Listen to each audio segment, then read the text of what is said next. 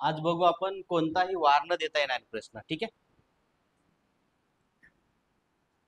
कोणताही वार न देता येणारे प्रश्न. ठीक आहे, म्हणजे कोणताही वार न देता येणारे प्रश्न. की प्रश्नामध्ये कोणताच वार नसेल, फक्त तारीख दिलेली असेल आणि त्या तारखेवरून काय काढायचं आपल्याला, वार काढायचा आहे संबंधित त्या तारखेचा. तर हा प्रश्न कसा असतो साधारणतः, जसं राधाचा जन्म 5 मार्च 2010 मध्ये झाला, तर तिचा जन्मवार कोणता, असा प्रश्न असतो. आता हा प्रश्न सोडवायचा आहे म्हणजे आपल्याला 5 मार्च 2010 ची तारीख वार काढायचा आहे. तारीख दिलेली आहे, जन्म तारीख 5 मार्च 2010, पण वार काढायचा आहे. आता हा वार काढण्यासाठी थोडी काही बेसिक माहिती जी आहे ती आपल्याला लक्षात घेणं गरजेची आहे, ती समजून घेणं गरजेची आहे. आता बेसिक माहिती कोणती, मग जर समजा 2000 असेल, ठीक आहे, किंवा 2400च्या पटीत असतील, 400च्या पटीत 2000 येतातच, तर याची किंमत किती घ्यायची आहे, 0 घ्यायची आहे. त्यानंतर 1900 असेल किंवा इथे 300 असतील, तर त्याची किंमत किती घ्यायची आहे, 1 घ्यायची आहे. आणि 1800 असतील किंवा 200 असतील, तर त्याची किंमत किती घ्यायची आहे, 3 घ्यायची. 1700 किंवा 100 असतील, तर त्याची किंमत किती घ्यायची, 5 घ्यायची. म्हणजे 300 कशासाठी काढून ठेवले आपल्याला, 1900 चे फोल्ड केले आपण, 400च्या पटीत घेतले. समजा 1900 जे आहे हे 400च्या पटीत घेतले, 4 चूक 16, 1600, आणि राहिले किती मग 300, बरोबर आहे.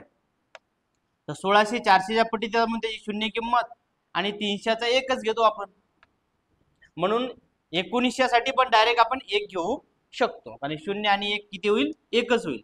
म्हणून 1900 असेल तर डायरेक्ट आपण 1 त्याचा वापर करू शकतो. ठीक आहे. त्यानंतर दिवस जे आहे ते दिवस पण लक्षात ठेवायचे, म्हणजे रविवारसाठी 0 त्याचा कोड आहे, सोमवारसाठी 1, मंगळवारसाठी 2, बुधवारसाठी 3, गुरुवारसाठी 4, शुक्रवारसाठी 5, आणि शनिवारसाठी किती, 6. ठीक आहे. तर ही एवढी थोडी बेसिक माहिती आपल्याला लक्षात घ्यायची, ही लक्षात ठेवणं काही कठीण नाही आहे, आणि यावर आधारित आपल्याला हा प्रश्न सोडवायचा आहे. आता सुरुवातीला फक्त थोडासा वेळ लागेल आपल्याला, 2 मिनिटं, 3 मिनिटं, 5 मिनिटं समजून घ्यायला. एकदा तुम्हाला समजलं की 10 सेकंदामध्ये, 20 सेकंदामध्ये, 30 सेकंदाच्या आत याचं उत्तर येईल. ठीक आहे. मग आता सोडवायचा कसा, आता जन्म कधी झालेला आहे, 5 मार्च 2010 ला जन्म आहे. आता 5 मार्च 2010 हे जे 2010 आहे, हे त्या वेळेस ते करंट इयर आहे 2010. 5 मार्च पर्यंत आलो आपण 2010च्या. ठीक आहे. मग आता याच्यातले संपलेले वर्ष काढणे आपल्याला. 2010 हे सुरू होतं मार्च महिन्यापर्यंत, मग संपले किती, 2009. किती संपले, 2009. म्हणजे 2009 हे पूर्ण संपलेले वर्ष आहे. इथे घेऊ आपण संपलेले वर्ष किती आहेत, 2009. ठीक आहे. आता या संपलेल्या वर्षातलं शतक वर्ष बाजून काढा. शतक वर्ष किती आहे, 2000, अधिक जे नंतर राहिले किती, पूर्ण वर्ष किती आहेत, 9. ठीक आहे. आता 2000 ची किंमत आपण पाहिलेली किती आहे, 0. 2000 ची किंमत किती आहे, 0 आहे. अधिक 9 किती झाले, हे 9. म्हणजे तर 9 हे एक्स्ट्रा आले. आता याचा अर्थ काय होतो की 2000 जेव्हापासून इसवी सन सुरू झाले कॅलेंडर, म्हणजे पहिल्या वर्षापासून, तर 2009 पर्यंत सगळे दिवस हप्त्यामध्ये कटून गेले, आणि एक्स्ट्रा दिवस किती मिळाला आपल्याला, 9 दिवस एक्स्ट्रा मिळाले. म्हणजे आपण पाहतोय की काही वर्ष सारखेच असतात. म्हणजे आजची तारीख किती आहे? 11. वार कोणता आहे? शनिवार आहे. आणि महिना मे महिना, बरोबर आहे. म्हणजे आज 11 तारीख मे महिना आणि 2024 वर्ष आणि महिना वार कोणता आहे? शनिवार आहे. तर असंच्या असं एक वर्ष अजून येऊ शकते पुढे, सेम या तारखेला हाच वार राहील आणि एकच वर्ष येणार नाही, अशा अनेक वर्ष येतील. आपल्याला त्या प्रकारचे प्रश्न पण पाहायचे की सारखं वर्ष पुढील पैकी कोणतं, असा प्रश्न असतो. तर याचा अर्थ काय की हे जे 9 दिवस आहेत ते एक्स्ट्रा आले, बाकी सगळे हप्त्यामध्ये कटून गेले. आता एक्स्ट्रा दिवस काय येतो आपल्याला माहिती आहे. काय येतो एक्स्ट्रा दिवस? कारण की लीप वर्ष असते आणि साध्या वर्षांमध्ये 52 आठवडे आणि 1 दिवस असतो. तो एक एक दिवस एक्स्ट्रा येतो म्हणून एक एक दिवसानं आपण पुढे जात असतो. तर इथपर्यंत तुमच्या लक्षात आलं असेल की 2009 संपलेल्या वर्षामधलं शतक वर्ष बाजून काढलं, पूर्ण वर्ष बाजून काढले, त्याची किंमत टाकली आणि त्याची बेरीज झाली 9. आता जे चालू वर्ष आहे, कोणतं वर्ष? चालू जे वर्ष आहे ते चालू वर्ष आपल्याला इथे घ्यायचं आहे. 9 चालू वर्ष इथे घेऊ आपण. कोणतं आहे आता चालू वर्ष? 2010. ठीक आहे. आता 2010 ची तारीख किती आहे? 5 मार्च. आपल्याला 5 मार्च पर्यंतचे दिवस घ्यायचे चालू वर्षात. ठीक आहे. 5 मार्च. मग चालू वर्षातला कोणता महिना येईल? जानेवारी, बरोबर आहे. जानेवारी किती दिवसाचा? 31 दिवसाचा, बरोबर आहे. आपण त्याला शॉर्टकट मध्ये किती केले होते? 3 केले होते. 7 चूक 28 आणि शिल्लक किती राहतात? 3. म्हणजे जानेवारी किती घ्यायचे?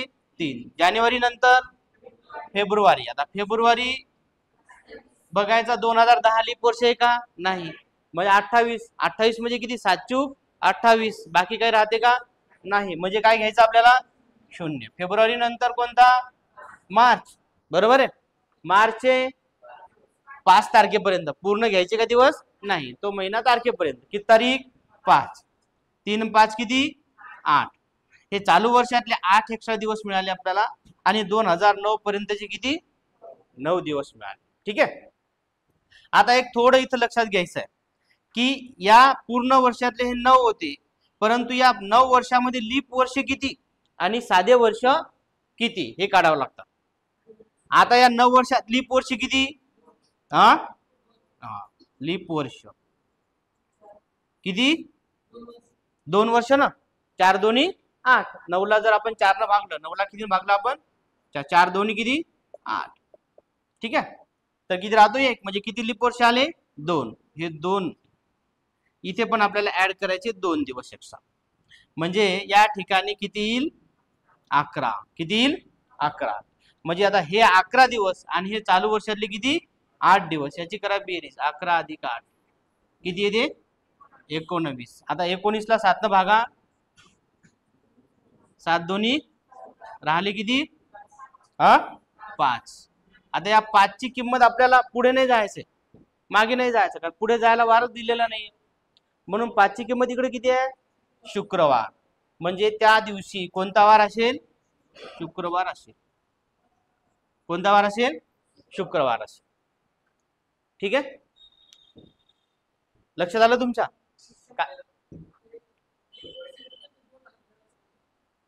लीप वर्ष का? 2 पकडायचे त्याची नाही. 2000चे त्याचे झिरोच किंमत घ्यायची. 2000 मधले लीप वर्ष नाही कन्सिडर करायचे. जे पूर्ण वर्ष झालेले तर त्याच्यामधलेच लीप वर्ष घ्यायचे असतात. हे 2400च्या पटीत असतील ते त्याची किंमत 0च. पूर्ण वर्ष संपले 9, त्याच्यातले 2 लीप वर्ष म्हणजे 2 दिवस एक्स्ट्रा लीप वर्षात आणि त्याची बेरीज केली 11. आणि चालू वर्षातली या दोन्हीची बेरीज करून 7 भागायचं. बाकी राहिलेल्याची किंमत आपण दिलेली आहे. जी किंमत येईल ती 6 पेक्षा जास्त येणार नाही. ठीक आहे.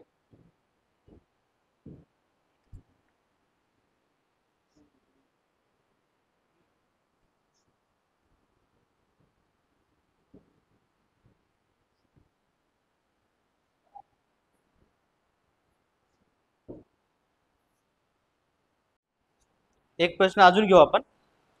लिहा प्रश्न तुम्ही. रोहितचा जन्म 11 मे 2024 मध्ये झाला तर त्याचा जन्मवार कोणता?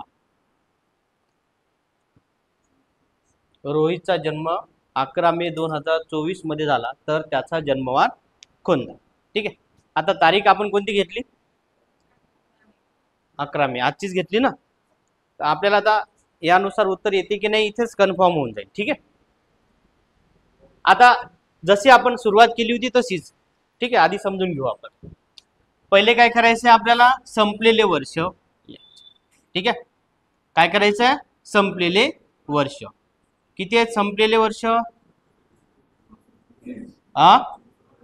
2023. कारण 2024 करंट आहे, ते 11 मे पर्यंत झालेले, पूर्ण झालेलं नाही.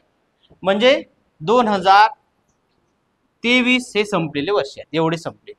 ठीक आहे, आता या संपलेल्या वर्षातलं काय करायचं आपल्याला? शतक वर्ष बाजून काढायचं. शतक वर्ष काय करायचं? बाजून. किती आहे शतक वर्ष? 2000. आणि आता पूर्ण वर्ष जे आहे ते पुढे लिहू आपण. किती राहिले ते? 23. या पूर्ण वर्षातले लीप वर्ष सांगा. पूर्ण वर्षातली यातली काढायची गरज. 23 मध्ये लीप वर्ष किती? त्याला 4 ने भागलं तर 4 वर्षांनी लीप वर्ष येते ना. 23 ला 4 ने भागले 4 पंच 20, म्हणजे 3 घ्यायची गरज नाही. म्हणजे किती? 5. याची बेरीज करा.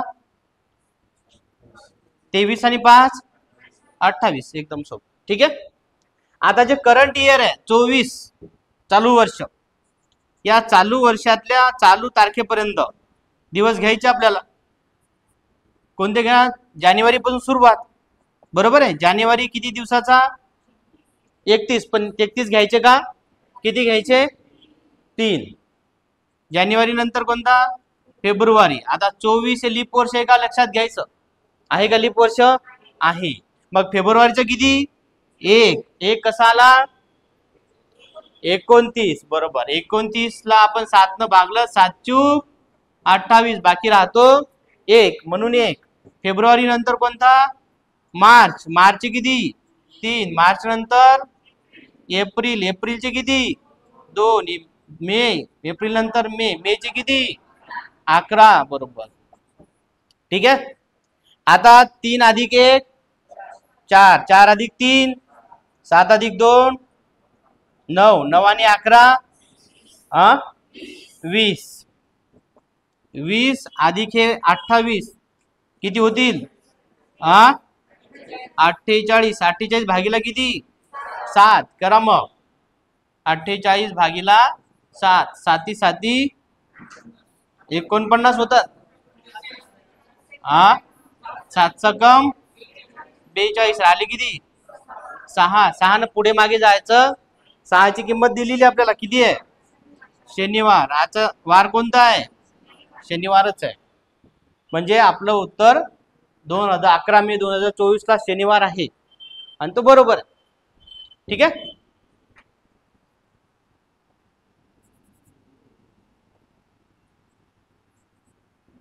ओके. आलं लक्षात?